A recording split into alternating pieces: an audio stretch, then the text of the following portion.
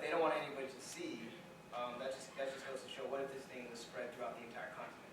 And I just want to reiterate that these tar sands are the dirtiest form of oil you can possibly imagine. It's worse than just your run-of-the-mill, I guess, crude that you can develop. So it's just very, very damaging. So I think someone was going to ask something. Somebody got oh, okay, that you asked a question. Okay. But anyway, so what's more is that this oil is sold, it's being marketed or being advertised that it's coming to America. We're going to use it. It's going to increase our oil supply. But the fact is, it's already been sold to China. So. Right, all these jobs that are supposedly going to be created, it's all a lie. The majority of this is designed for export. It's not going to affect our internal supply. In fact, we're developing more oil now than we did even 4 years ago. So our oil, we're actually on the verge of actually becoming an exporter, which hasn't happened in a very, very long time. So this whole talk about how it's going to bring down oil prices and how it's going to affect our internal supply, most of it is designed for export. So then that's another lie that's been conveyed to the public. So don't buy the myths. That's all I gotta say. Cool. So let's move on to our fifth speaker, and we're going to start the next section, which is on how public education is involved in this. So our fifth speaker is Jacob Tucker. He's a senior at UTSA majoring in sociology. His studies have focused on critical theory as well as culture and inequality during neoliberalism.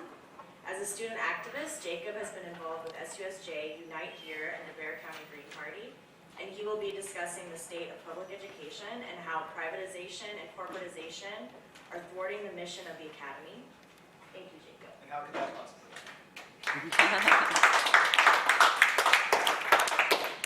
Hi, I want to thank you all for being here, and thank the panelists, especially for basically calling these topics what they are: slavery, racism. I think we hesitate a lot of the time to just throw those terms around, and we're not throwing them around. It is racism and it is slavery. And I'm going to throw another one out that hasn't been used in a while, but indentured servitude, because that's what our education system is becoming as well. So with that, I'm going to talk about corporatization of education as well as defunding. But I'm going to start off with the defunding. So recently we've basically seen a lot of defunding of our education. This is a result of the recent recession, or partially at least, a result of the recent recession. So endowments have reduced substantially. States and universities are finding these budget shortfalls, and naturally they're passing these budget shortfalls on to public goods as opposed to finding new means of revenue or other policies which could easily be enacted. So for the UT system, the 2011 to 13 budget, which is just finishing up now, represented a $1.7 billion decrease in higher education across the UT system and community colleges, which actually isn't as bad as what many states went through, and that's 22% less spending than it was in 2008, and almost $2,000 less per student than it was in 2008. Meanwhile, there's a 17.8% increase over that same time in real terms in tuition, and that goes to $1,260 a year per student from 2008 till 2013. Over the last 25 years, it's even more stark. While median income has risen a modest 3% in real terms, education has risen 159% for a four-year degree. I mean, think about that. Basically, what our politicians are basically enacting for us to face these skyrocketing tuitions, fewer grants, scholarships, those sorts of things, federal funding, all this. They went to college basically for free.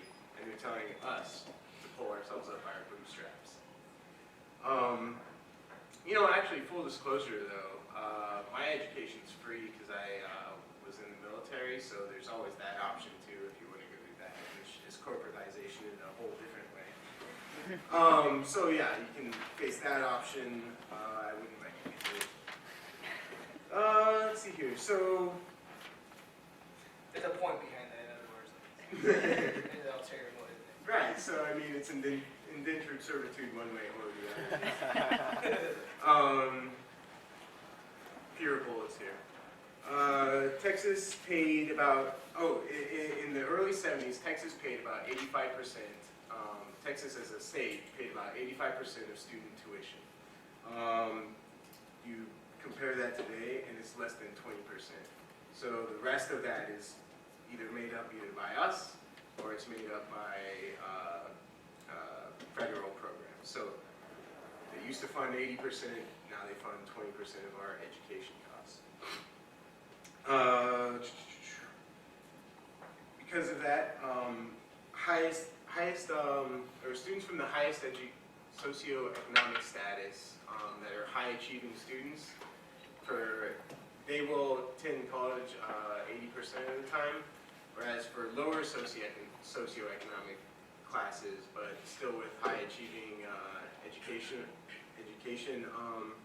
success, about 44% attend four-year university. So when we claim that we're a meritocracy, that's obviously not true because you get basically good grades and you achieve, you're a high achiever, but yet you still don't go to college because you just don't have the money. So yeah, with all that bootstrap rhetoric, it alludes to the millennial generation as lazy and entitled on handout addicts. But corporations, they'll come to our rescue. And this is where the indentured servitude comes in because, while we are expected to pay more in tuition, there's plenty of companies out there willing to fund us. But by fund us, it means, put us into student loan debt and basically tie us to their neoliberal economic market ideology for anywhere from 7 to 25 years, depending on your debt, and so on. So, let's see here.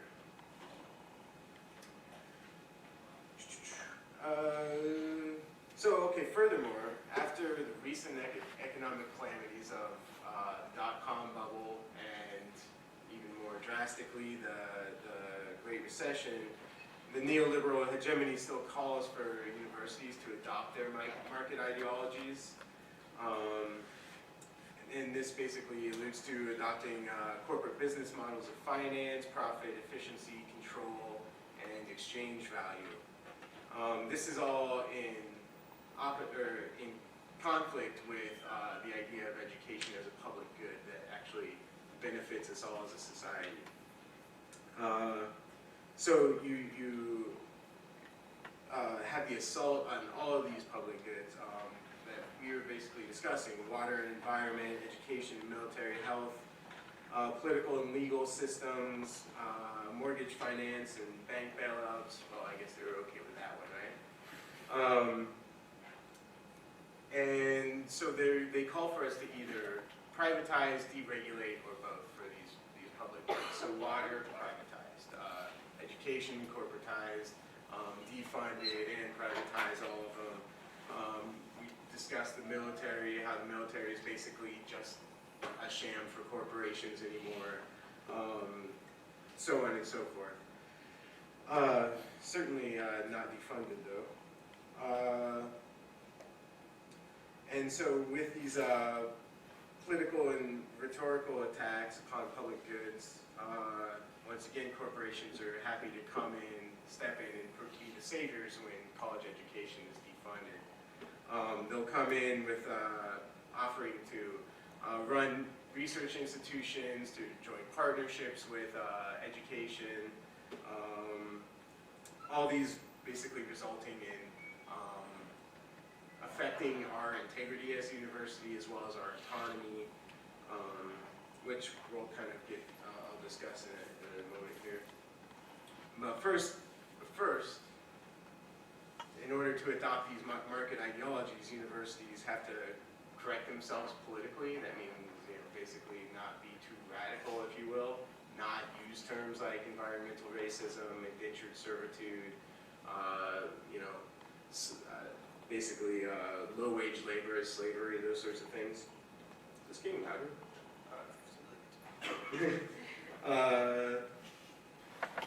And also, there's an increased drive to move to a part-time and adjunct faculty, so that basically harms the teachers in that they're not getting paid what they deserve to get paid. It hurts us as students because they're overworked and underpaid. That makes them grouchy. And I mean, there are numbers of our professors that don't make living wages. That's crazy. If anything, I think at times, it's like I think I may want to be a professor or something someday, but the idea that our professors don't earn living wages is insane and it's shameful. And it's because of corporatization. It didn't used to be like that.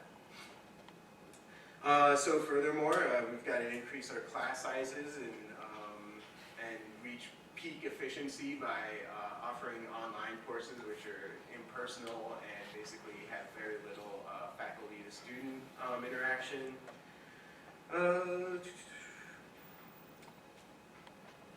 So then we got further reduced faculty and basically turn our educators into rate busters.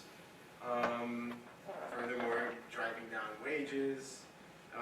Privatizing, contract out every domain possible. Just some that came to my head when I was writing this up was maintenance, dining, bookstores, banking, administrative work, so on. There's tons of them, and very few of those provide living wages. And so, like I was mentioning before, in addition to these market ideologies, once that table is set, then corporations can edge in and basically force universities to lose their autonomy. And what this basically looks like is for the few professors left that that are tenured and full-time employees, they used to have shares in decision-making with curriculum and so on. But now those decisions are more being made by administrators, which are being directed from boards of regents and so on. And, there was a pretty solid quote from Henry Giroux, quoting Jay Matthews, talking about today's college presidents. So today's college presidents are known less for their intellectual leadership than for their role as fundraisers and ribbon cutters and coat holders, filling a slot rather than changing the world. And I mean, I think that's basically what's going on now, is that our presidents, people that we're supposed to respect and look up to, they basically become panderers for corporate money, and it's awful. I hate to see it. I don't know. Educational experience, I think this maybe sort of always existed a little bit, but it's accelerating. Educational experience is basically being boiled down to credentialism. So instead of basically going to college to learn things, we go there to basically seek the classes that are going to get us jobs later on. Basically, that's what, our college degree is merely a credential, which is supposed to go to this job, as opposed to actually being an experience of our lives that we can all grow from, learn how to critique our own society in constructive ways, how to get active, how to organize, how to reach out to our communities, those sorts of things. I certainly wouldn't say that's not it at all anymore, but the idea, the market ideology, tries to edge that out.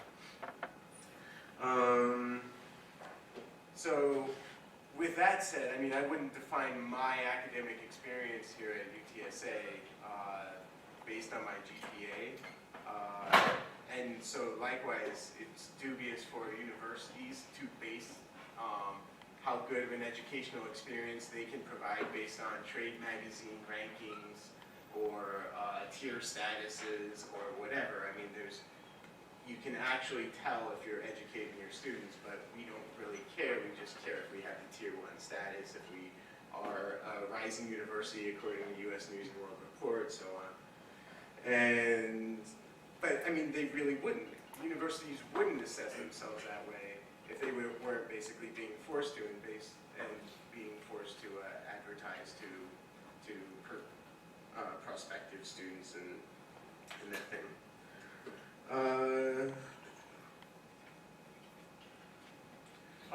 And with that, they would also, if they would actually reasonably assess their performance as an academic institution and as a public good, then they would deal with the issues of the underpaid and overworked teachers and the needs of academic disciplines and what I'm going to get into next, the faux research on economic benefits of Eagle Ford Shale and those sorts of activities, which we touched on before. Furthermore, academic disciplines are being affected. STEM, and you know if you've heard, but like the science, technology, engineering, and math is, our political leaders are calling for these to be the focus of our universities, basically defunding as much as we can of the humanities and arts. And as a humanities major, and I mean likewise with the arts, I mean, I think there's many courageous, historically and now, there's courageous and very important academics in the humanities and arts that change our world and make our world a lot better. And if that doesn't fit into your market analysis, then you really need to consider like what is it that you are measuring then, because I find great value in sociologists, anthropologists, political scientists, artists, all these sorts of things that improve our lives, enrich our lives, and understanding of our world. So, yeah, to go back to kind of skip forward, I think, a little bit, let me find it. I want to talk about research and how research is being compromised. We've talked a little bit about the Eagle Ford Shale. James addressed that. I looked through the report that UTSA put out. Not much. I don't know how much of that I could have taken, but I searched the document for the word water, and basically no assessment was made of water in this entire report. The report is essentially, I think, to address the economic benefit of Eagle Ford Shale is what the report was supposed to do. But how can you address that benefit without addressing the problem of water? They found a way. They didn't do it. What they did do, though, one of the 5 times water was mentioned in the report, just as the word, was at the very end, there was some ideas for future study, and one of them was maybe we should, research the impact on water that this will have, but it was the 4th one listed or something. So when corporations get involved with our academic studies, these are the type of studies that we can reliably put out, and thus it tarnishes our integrity. The same thing happened through the 60s, through the 90s regarding tobacco companies. Universities had assisted tobacco companies in denying that tobacco is harmful whatsoever. Let's see here. In State University of New York, Buffalo, a report on shale gas had errors and undisclosed ties to the natural gas industry. In Cal Berkeley, this one's crazy. In Cal Berkeley, there was a report funded by BP, which was released shortly after the Deepwater Horizon spill, that was saying that organisms in the Gulf were going to eat all, like microorganisms in the Gulf are going to eat all the oil, basically, which was just radically untrue, actually. It's just very, evidently there were certain organisms that had the ability to eat some, but they don't exist in near the quantities that would be necessary to take care of a problem that large. And closer to here, UT Austin, another natural gas study found no evidence of groundwater contamination due to fracking. And then later it was revealed that he was part of their board of directors and received over $400,000 from the gas industry. And so, I mean, really, in essence, this isn't necessarily to say that there's no role for corporations to be involved with research in universities, but it needs, primarily it needs to be transparent, and with no strings attached. So whatever the findings are, that's the findings, and that's how they, that's what you need to proceed with. Like, you can't alter the findings after. And then I guess we would have to trust that that's actually going to happen, which is complicated in itself. So finishing up, I want to stress 2 points.